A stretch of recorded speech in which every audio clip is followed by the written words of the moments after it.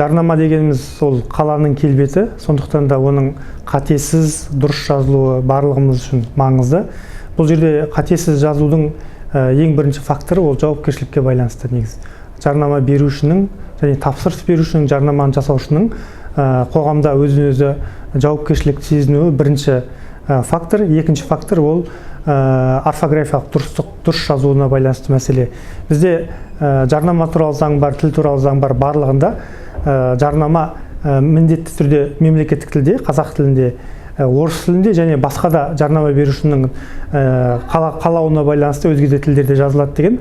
Бірақ заңда сол тілдерде жазылған мәтіндердің тілдік нормаларға сәйкес келуі қажет деген талап жоқ. Яғни әркім өзі білген қазақшасымен, өзі білген орысшасымен жарнаманы жазып қояды. Ол жерде олардың орфографиялық, грамматикалық дұрыстығы заңда талап етілмеген.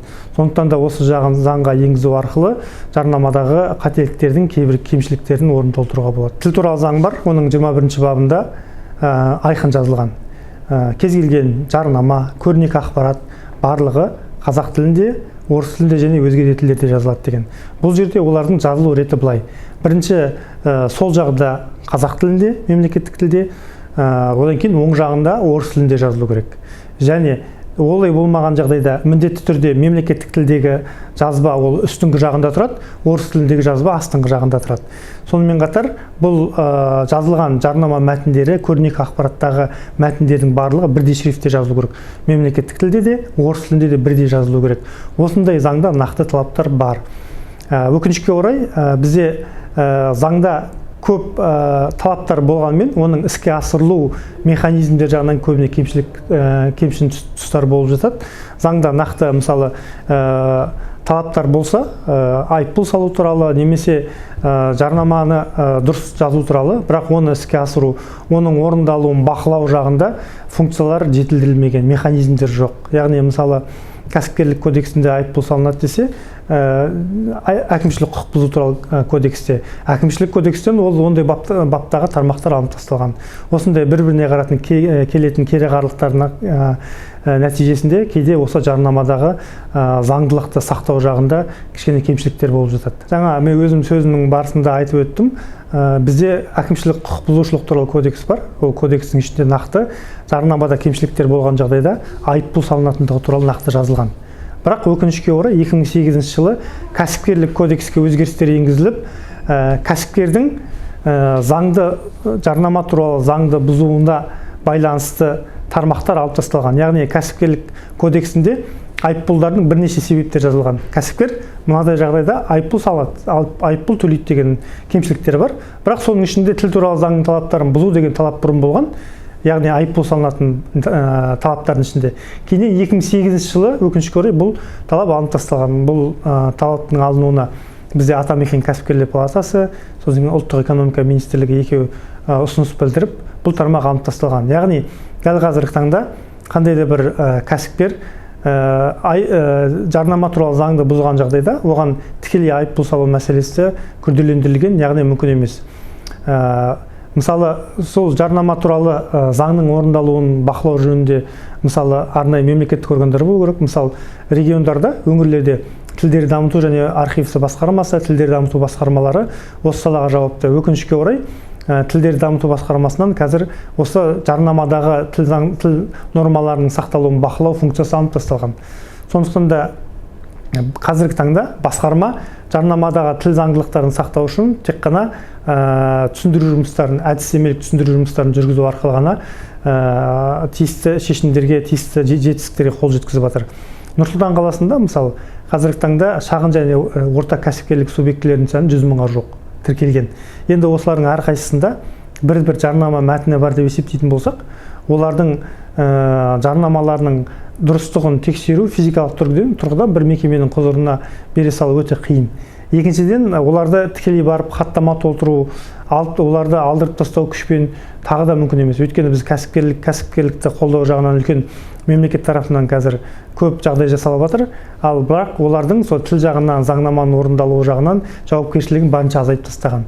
Сондықтан біз тек түсіндіру жұмыстары арқылы ғана олардың заңсыздықтарын біз орындарына алып тастаймыз. Бізде кәсіпкерлік палатасы бар, Атамекен қалалық филиалы. Солармен арада меморандумға отырғанбыз. Солармен бірлесіп отырып, біз әдістемелік жұмыстар жүргізу арқылы былтыр 1000-ға жуық заңсыз жарнаманы алып тастауға қол жеткіздік. Бірақ бұл өте аз, өйткені қала үлкен. Жауапкершілік жағын күшейту арқылы біз көп нәтижеге қол жеткізе аламыз. Мен өзім парламент мәжілісінде өткенде көрнекі ақпаратқа қатысты арнайы жұмыс тобы құрылған. Сол жұмыс тобының мүшесі болып, қазіргі таңда көрнекі ақпаратқа қатысты заңға өзгерістер енгізіліп жатыр. Егер бұл парламенттің қабылдауынан талқысынан өтіп қабылданатын болса, бұл жағынан жарнамадағы тіл заңнамасын орындау жағында үлкен ілгерілеушілік болады деп ойлаймыз. Нұр-Сұлтан қаласы тілдер дамыту және архив басқармасы және біздің руханият деген мекемеміз бар. Сол мекемеміздің аясында жыл сайын біз кем дегенде 1,5 мың адамға, қаланың тұрғындарына мемлекеттік тілде қазақ тілін тегін оқыту курстарын ұйымдастырамыз. Оларды біз кезең-кезең деңгей-деңгейге бөлеміз. Мысалы, қазақшаны тіптен білмейтіндер, орташа деңгейінде білетіндер, орташадан сәл жоғары білетіндер деген сияқты деңгей-деңгейге бөліп, оларды топтарға бөліп, тегін оқытамыз. Ол жерде біздің білікті мамандарымыз, оқытушыларымыз бар. Сол оқытушылардың барлығы арнайы сертификаттармен өздерінің иеленген сол сертификаты бар білікті біз мамандарды арнайы іріктеп алып, сол қала тұрғындарын оқытамыз. Ол жөнінде біз жыл сайын әлеуметтік желілер арқылы, жергілікті бұқаралық ақпарат құралдары, баспасөз арқылы және әлеуметтік желілер, қаланың әкімдігінің интернет ресурстары арқылы қарапайым халыққа, қала тұрғындарына біз хабарландыру береміз. Сол жерден кім ниет білдіреді, біз соларды іріктеп алып, тегін негізде қазақ тілін оқытамыз. Оның ішінде өзге ұлт өкілдері аз емес. 1,5 мың адам қала тұрғыны болса, соның жартысына жақыны өзге ұлт өкілдері орыстар, украиндар, немістер және басқа да этникалық топтар осы мемлекеттік тілді үйренеміз деп ниет білдірген. Соларды біз мүмкіндігінше қолдап қазақ тілінде оқытып жатырмыз тегін негізде. Бізде Нұр-Сұлтан қаласында тілдер дамыту және архив басқармасы жұмысшы органы болып табылатын ономастикалық комиссия бар. Оған қала әкімінің орынбасары әлеуметтік сала бойынша жетекшілік етеді. Комиссияның құрамында белгілі қоғам қайраткерлері, мемлекет қайраткерлері, ғалымдар, тарихшылар енгізілген. Барлығы 15-ке жуық азамат сол комиссияның құрамында. Біз қала тұрғындарынан түсетін және түрлі ұжымдардан түсетін ұсыныстарды негізге алып, сол ономастикалық комиссияның қарауына енгіземіз. Сол жерде біз көшеге, даңғылға, немесе мемлекеттік нысандарға, білім беру нысандарына атау беру мәселесімен сол комиссия тікелей шұғылданады. Қазіргі таңда Нұр-Сұлтан қаласында 1069 көшеге ат берілген. Оның 800-ден астамы осы 1997 жылдардан берілген атаулар. Яғни бұл көрсеткіш жөнінен Нұр-Сұлтан қаласы еліміз бойынша ең үздік өңір болып саналады. Және бізде қалаға берілген көшелердің 90%-дан астамы бұл ұлттық нақышта. Біздің тарихи тұлғаларымыз, батырлар, ақындар, ғалымдар, хандарымыздың тарихи жер суаттары, осындай нысандарды біз қаламыздың көшелеріне, білім беру мекемелеріне, даңғылдарға беріп отырмыз. Яғни бұл жерде көшеге ат беру деген бір ғана ономастикалық комиссияның шешімімен ғана іске асатын нәрсе емес. Ол ономастикалық комиссияның құрамында ол ұсыныстарға оң шешім тапқан жағдайда біз оны қоғамдық кеңеске ұсынамыз. Қоғамдық кеңесте қоғамдық тыңдау болады. Бүкіл қала тұрғындары сол жерге өздерінің ұсыныстарын айтады. Одан бөлек біз арнайы порталға, нормативті құқық актілер жарияланатын порталға жариялап қоямыз. 10 күн тұрады сол жерде қаланың тұрғындарының ұсыныстарын тыңдаймыз. Содан кейін қалалық мәслихаттың тұрақты комиссиясы бар әлеуметтік сала бойынша. Сол жерге енгіземіз. Сол жерден ұсыныс оң қолдау тапса, республикалық ономастикалық комиссияға береміз. Ол жақтан оң шешім тапқан ұсыныс қаланың мәслихатына, сессиясына енгізіледі. Сессияда оң шешім тапқаннан кейін ғана ол әділет органдарында тіркеліп ресми күшіне енеді. Жалпы ономастика комиссиясының жұмысы тұрақты түрде әр 90 сайын өтеді. Мысалы, жақында ғана осы жыл басында біз қалада 46 көше мен 9 мектепке біз жаңа ат беріп жатырмыз. Ономастика комиссиясының оң шешімі шықты.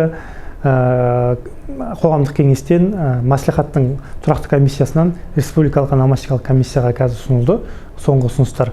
Барлығы оң шешім тапқан жағдайда осы сәуір айының басында біз 40-тан астам көше мен даңғылға және 9 білім беру мекемесіне жаңа атауларды береміз. Олардың ішінде аттардың ішінде Салық Жеманов бар, Бауыржан Момышұлы, Мұқағали Мақатаев, Мәшһүр Жүсіп Көпеев, Шәкәрім Құдайбердіұлы, Смағұл Сәдуақасов сияқты ірі мемлекет қайраткерлерінің есімдері бар. Сондықтан да бұның барлығы жүйелі түрде, ұйымдасқан түрде, кешенді түрде іске асырылатын жұмыстар.